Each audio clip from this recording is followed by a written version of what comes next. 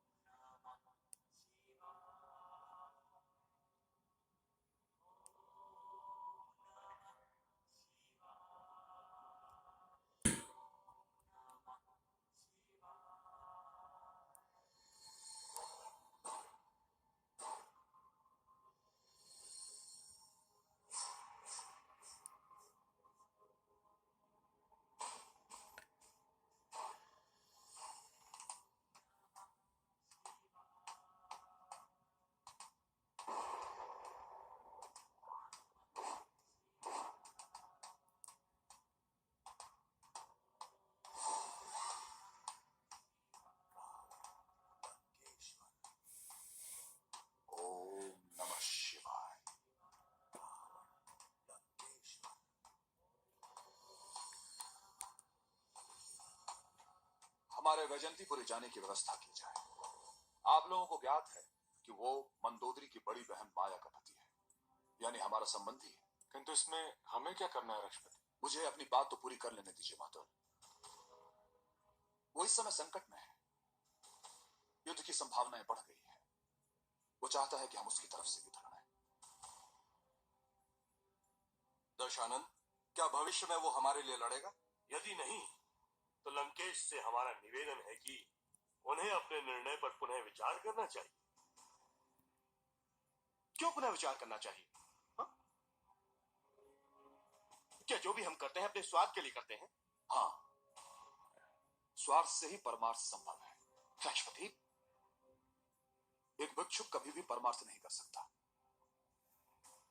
क्योंकि उसके पास देने के लिए कुछ होता ही नहीं है। स्वार्थ से संचय होता है, वो संचय चाहे धन का हो या शक्ति का, वो आवश्यक है। अपनी योजना स्पष्ट करें रक्षपति। हमें शंबर के पक्ष में युद्ध लड़ने के लिए जाना होगा। शंबर का क्षेत्र वैजंतीपुरी दंडकारण्य के पास है।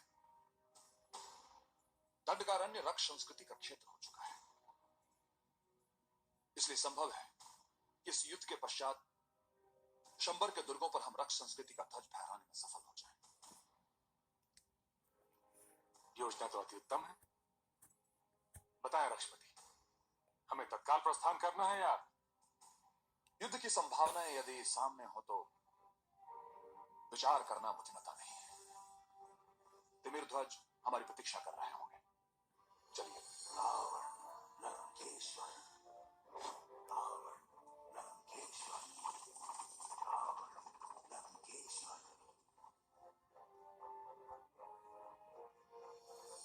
वैजंतीपुरी के महायोद्धाओं और मंत्रियों, असुर साम्राज्य की वैभव संपदा देवताओं और आर्यों को फूटी आंख भी नहीं सुहाती। वे नहीं चाहते कि हम असुर इतने बड़े साम्राज्य के स्वामी बनकर रहें। आज हमारे बीच लंकाधिपति लंकेश्वर पधारने वाले हैं, और यदि उनका हमें सहयोग प्राप्त हुआ तो ये विजय सुनिश्चित है। सावधान! लंकाधिपति लंकेश्वर रावण पधार रहे हैं। लंकाधिपति रावण की, लंकाधिपति रावण की, लंकाधिपति रावण की, लक्ष्यपति रावण की, लक्ष्यपति रावण की, लक्ष्यपति रावण की, लक्ष्यपति रावण की, लक्ष्यपति रावण की, लक्ष्यपति रावण की, लक्ष्यपति रावण की, लक्ष्यपति रावण की।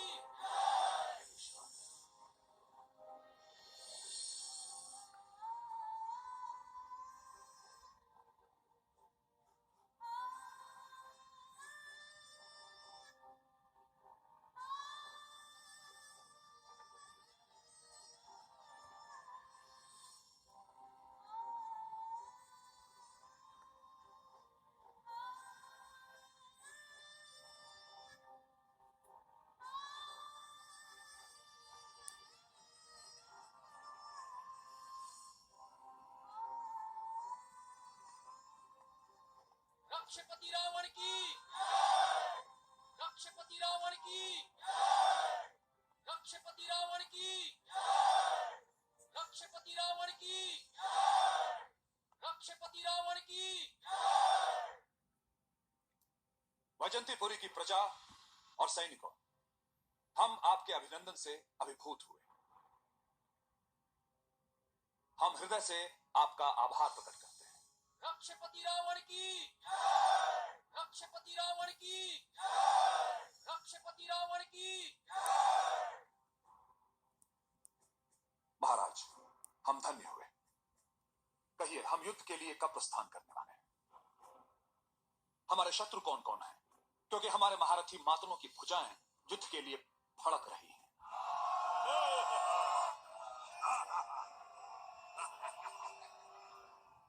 आप सभी का आगमन ही हमारी विजय है। लंकेश और आप जैसे मातुलों का उत्साह इंद्र और दिवोदास जैसे शत्रुओं का सर्वनाश कर देंगे, यह हमारा अटूट विश्वास है। अब हमें कोई भी चिंता नहीं। चिंता करनी होगी महाराज आपको।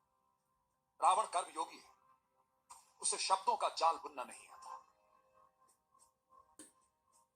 उसे अपने अस्त्रों पर अटूट विश्वास है। उसके अस्त्रों को विश्राम नहीं, अपितु संग्राम की आवश्यकता है। ऐसा संग्राम जो शत्रुओं का मनोबल तोड़ सके। युद्ध भूमि में शत्रुओं का संहार कर सके और आपके मार्ग की हर एक बाधाओं को समाप्त कर सके। रक्षपति रावण की रक्षपति रावण की महाराज, हम जानते हैं कि आपने हमारा सम्मान करके रक्त संस्कृति के प्रति अपना सम्मान प्रकट किया है। तथा सम्मान प्रकट करने के साथ साथ महाराज शंबर ने रक्ष संस्कृति में अपनी आस्था भी जताई है। यह आस्था रक्ष संस्कृति स्वीकार करने का संकेत है। ये संकेत नहीं, संदेश है। ये संदेश है कि महाराज तिमिरध्वज शंबर ने हमारी रक्ष संस्कृति स्वीकार कर ली है। अब हमारा कर्तव्य है कि किसी भी स्थिति में हम उनकी रक्षा करें। और हम अपने वचन के प्रति प्रतिबद्ध हैं। अवश्य करनी होगी, रक्षा अवश्य करनी होगी, क्योंकि आपकी सुरक्षा रक्ष नीति की रक्षा है और आपकी विजय रक्ष नीति की विजय। क्षमा करें लंकेश, आप हमारी धर्म पत्नी मायावती की बहन के पति हैं, अर्थात उनके बहनोई हैं। हमने आपको अपना संबंधी जानकर यहाँ बुलाया है, इसलिए नहीं कि हमने रक्ष संस्कृति को स्वीकार लिया है। क्षमा करें महाराज, किंतु यदि आप रक्ष संस्कृति की विशेषताओं को जानेंगे तो इसे अवश्य स्वीकार करेंगे। हम सभी आपकी सेवा में हैं। महाराज शंबर, आप निश्चिंत रहें, हम अपने प्राण देकर भी आपको विजय दिलवाएंगे। आप लोगों के विचार अति उत्तम हैं। आप लोगों की इस महानता के सामने मैं नतमस्तक हूं। परंतु युद्ध के संबंध में आपसे हमारा एक निवेदन है कि पहले आक्रमण हम नहीं करेंगे, अपितु हम उन्हें आगे बढ़ने देंगे। तब तक हमें उनकी रणनीति की सूचना अवश्य मिल जाएगी। क्षमा कीजिए महाराज, राजमहिषी ने लंकापति से मिलने की इच्छा प्रकट की है।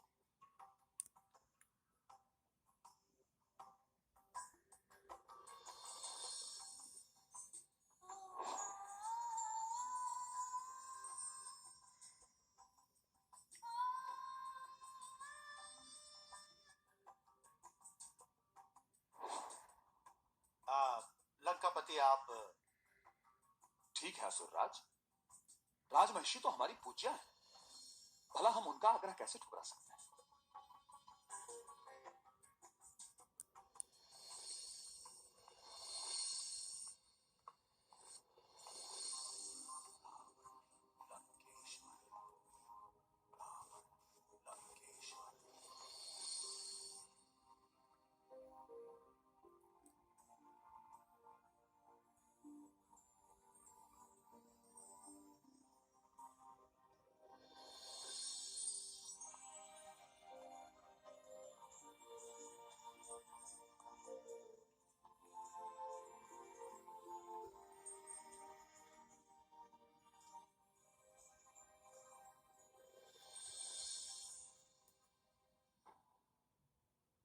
राजमहिषी,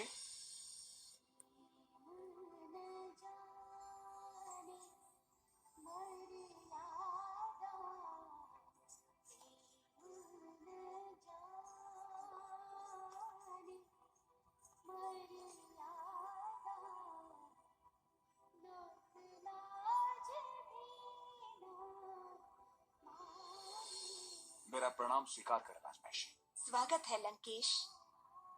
मायावती आपकी महानता को बार बार प्रणाम करती है। आप हमें लज्जित न करें राजमहिषी, आप हमारी पूज्या हैं। हम यहाँ आपके चरणों में श्रद्धांजलि अर्पित करने के लिए आए हैं। बातें मत बनाइए। आपका गुण, रूप, तेज, शौर्य और आपकी महिमा से बातें मत बनाइए। रूप, तेज, शौर्य और आपकी महिमा से मायावती अत्यंत प्रभावित है। आपके मुख से स्वयं के बारे में इतनी सारी बातें सुनकर मैं अति प्रसन्न हुआ।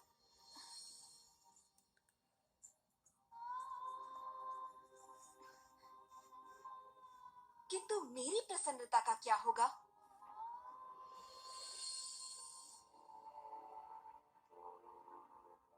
क्या आप असुरराज शंबर पर आए हुए युद्ध के संकट की बात कर रही हैं?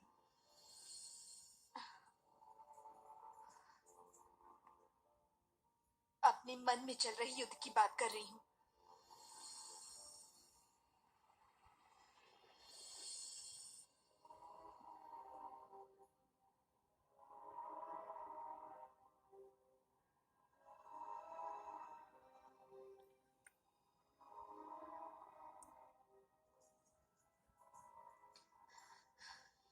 कदाचित कदाचित मैं मंदोदरी होती।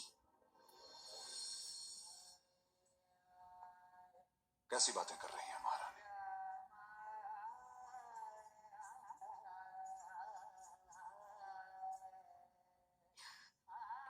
यदि अपने मन की बात कहकर मैंने कोई अपराध किया है तो उसके लिए क्षमा चाहती हूँ। किंतु सच यही है कि मायावती लंकेश का प्रेम चाहती है। बस महारानी, अब आगे कुछ भी मत कहिए। रावण मर्यादा का उल्लंघन नहीं कर सकता। सत्य तो यह है कि हम आपको श्रेष्ठ मानते हैं और आपका सम्मान करते हैं। किंतु आप मेरी इच्छाओं का अपमान कर रहे हैं और ये अपमान असह्य है।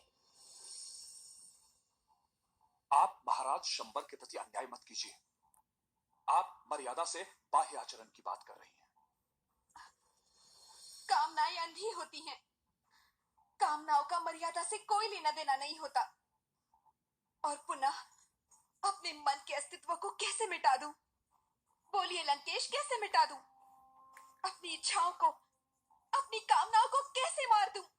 बोलिए लंकेश, बोलिए। आप हमें विचलित मत कीजिए राजमहिषी। हमें अपने उद्देश्य की पूर्ति करने दीजिए। लंकेश,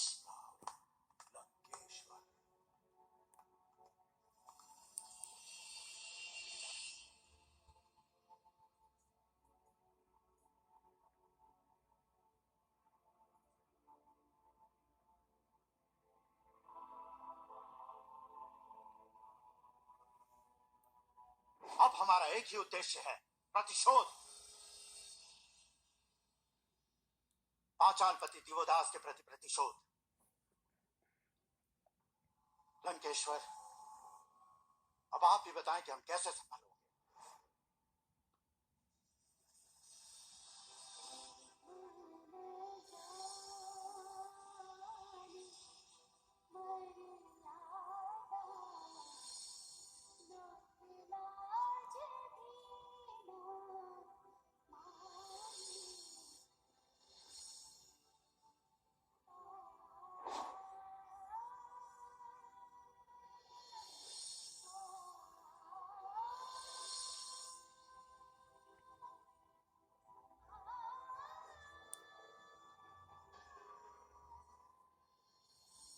दशानन, आप शांत क्यों हैं? कुछ कहते क्यों नहीं?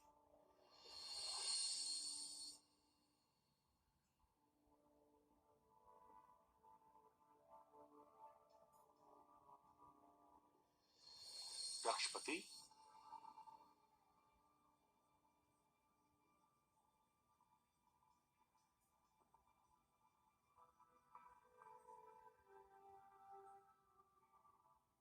लंकेश, महाराज शंबर पांचालपति दियोदास और उसकी देवसेना से प्रतिशोध की बात कर रहे हैं। ओ असुर, आज हम ये जानना चाहते हैं कि उसकी योजना क्या है।